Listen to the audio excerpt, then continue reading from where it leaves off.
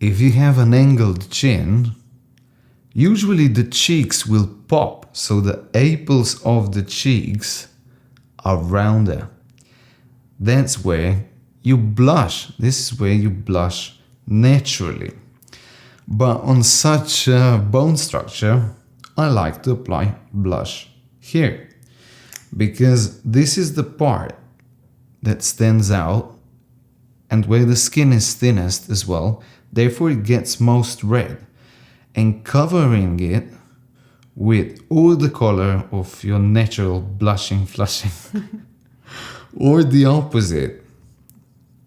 So I could go over this with orange, toning down her redness, or with pink, that is a complementary color to her eye color, meaning that her eyes will stand out. Just tap it here. I don't go here because this would just look wrong. You don't blush.